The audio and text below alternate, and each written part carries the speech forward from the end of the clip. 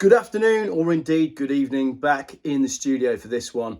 I want to talk about two articles actually from This Is Money, and I don't think This Is Money realise just how bad their website is for intrusive advertising that gets in the way when you're trying to read an article. So I'll do it for you to save you going on their website. Car makers withholding deliveries of new petrol and diesel models until January to hit 2024 EV sales targets. Now, many people have been in the news and in the media the last couple of weeks talking about how successful EV sales are being, and myself and Tony from EV Carnage. Tony's been doing a great job telling you the actual truth, but here we go. This is money, basically telling it like it is. The reason EVs are selling is because they're holding back petrol and diesels. Here we go then. If you're one of thousands of drivers with a new petrol or diesel car on order, don't expect to have it in time for Christmas or New Year's Eve. That's because car makers are holding back deliveries until January in the latest underhand tactic to meet binding electric vehicle sales targets and avoid hefty fines, according to a boss at a leading car retailer chain. Robert Forrester, chief exec of Vertu Motors, said dealers are being forced to delay customers from taking delivery of their new cars, which are being held in compounds until January. So this electric vehicle mandate then, not only is it massively impacting the car manufacturers because they're being forced to discount these EVs by so much just to get them to sell. That's the next video coming up.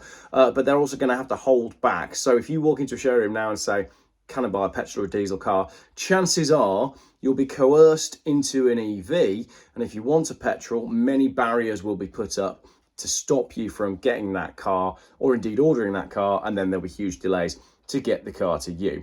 This is because car companies are desperate to avoid penalties for failing to register a 22% share of EVs in 2024, which is the binding threshold set by the zero emission vehicle mandate introduced this year.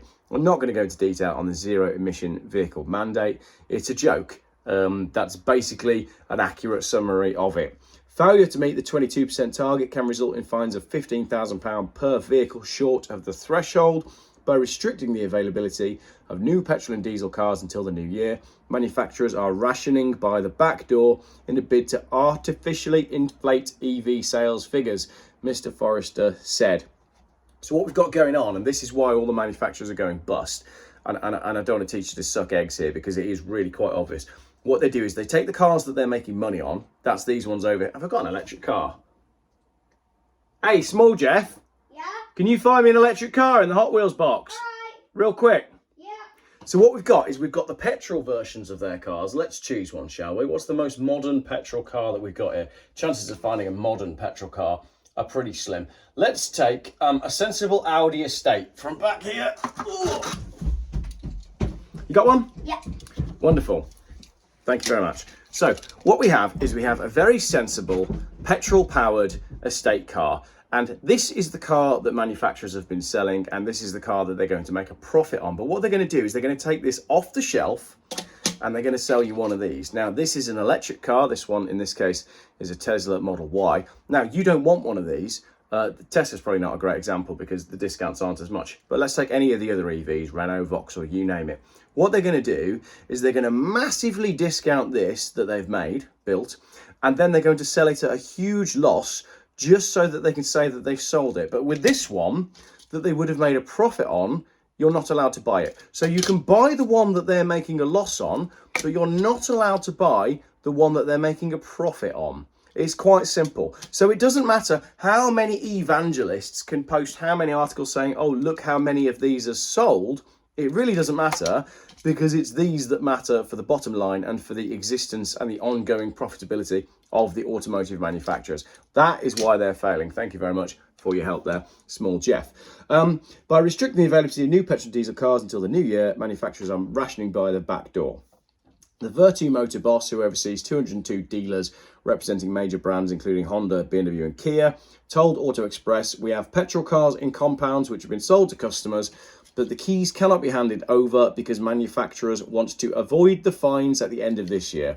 Christmas is coming and there'll be thousands of car customers at different dealerships around the UK who cannot take delivery of their cars because they're being held over until January and the new quota year, rationing by the back door. Mr. Forrester has already been heavily critical of the ZEV, the zero emission vehicle mandate, and the impact that it's having on the new car market.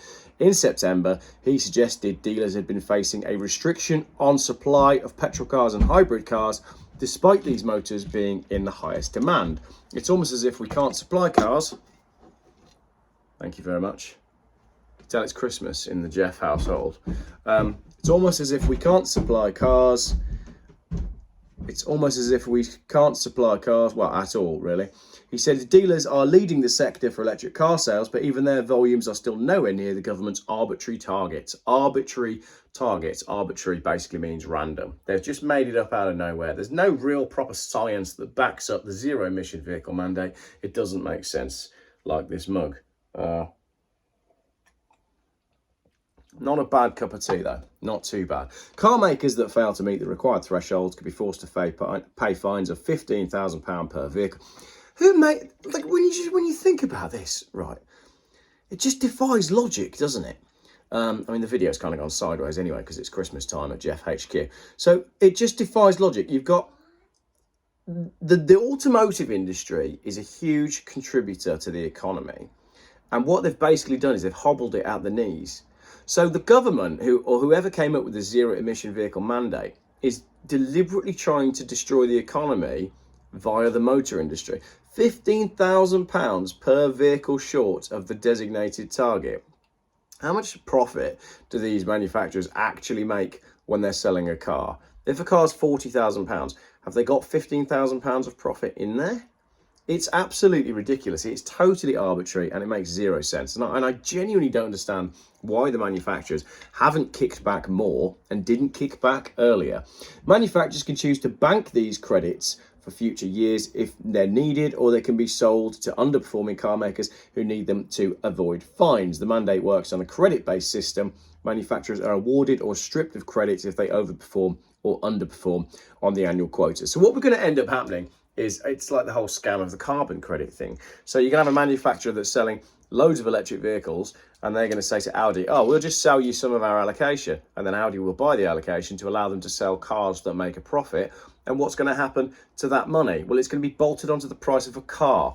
So these cars that are already too expensive for people to buy are going to get more and more expensive because of the ridiculous zero emission vehicle mandate, which is based on nothing but thin air.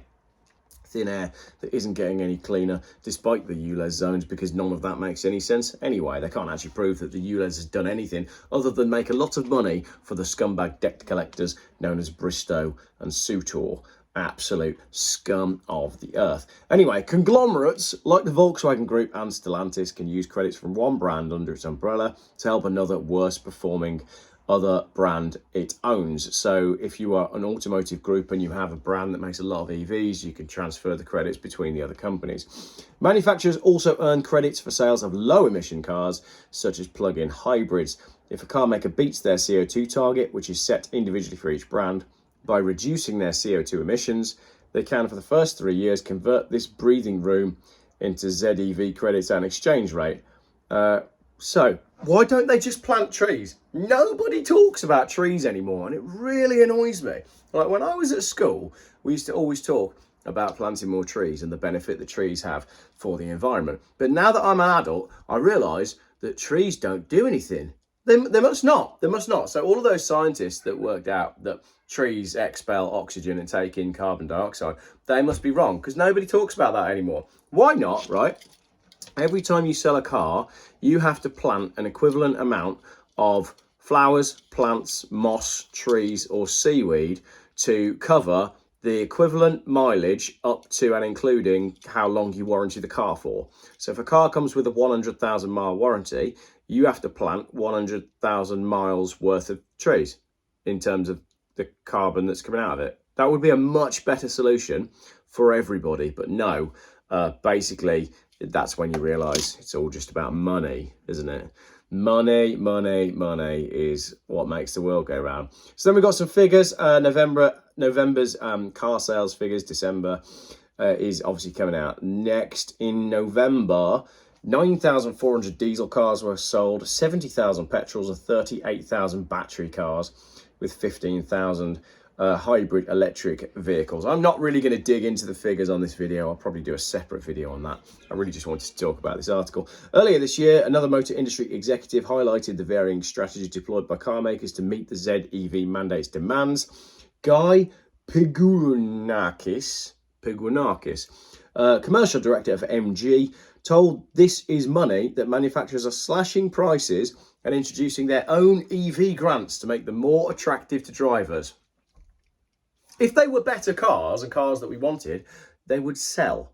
But no, you have to bring in grants and lower prices to make them more attractive to drivers. Now, when I used to work in mobile phone sales, I was taught by someone that the price is never the selling point. Okay, if you're selling your product based, he said to me, if you're selling a product based on its price, then what you have is a weak product. That says it all with everything that's going on in the electric vehicle movement. If they can only sell based on price, then what they have is a weak product. Last month, Vauxhall blamed the UK government's EV sales targets when announcing the closure of its Luton van factory next year, having previously threatened to withdraw some of its production from Britain because of the mandate. Ford said after announcing European job cuts in recent weeks, the mandate is unworkable. Nissan also told ministers at an emergency meeting that the ZEV mandate will cost jobs in Britain. Following the session with automotive sector bosses, Louise Hay, MP, agreed to conduct an immediate consultation on relaxing the mandate. However, just days later, she was forced to step down from her role as transport minister after it emerged she'd pleaded guilty to fraud a decade ago. So there's another way that you can read that. After a session with the automotive okay, let's just reread that with our tinfoil hat on, shall we? After Ford, Nissan and Vauxhall sat down with the Minister for Transport and said the industry is going to collapse if you continue with this mandate, the MP went back into Parliament and there was a knock on the door and someone said, this is above your pay grade, but you're out of here. You're not allowed to mess with it. We have our agenda. We have our plan. We've been told what to do and we're sticking to it. So I'm very sorry, but Vauxhall, you're finished. Ford, you're finished. Nissan, you're finished. And unless we all start to pick up pitchforks pretty soon, we're all going to be finished as well. So I hope that video made some sense. I hope you didn't mind the interjections from the children. You may have noticed there's been some changes on the Hot Wheels shelf, and I may, as a Christmas special, talk you through all of my Hot Wheels in a fairly relaxed Jeff video. But as I said, we are winding down for Christmas, and I hope you are too. But the next video I'm going to do is car makers slash new EV prices by up to a third in desperate bid to meet binding end-of-year sales targets. So more of the same. Basically, more of the same. But we can't let Tony have all the fun, and he's sort of standing up on his own. So, Tony, here you go. I'm joining in with you. It's me and you until the end. Thank you very much for watching. Oh, and all of you lot as well. You'll all be behind me with your pitchforks. I know you will. Right, see you in the next one. Cheers.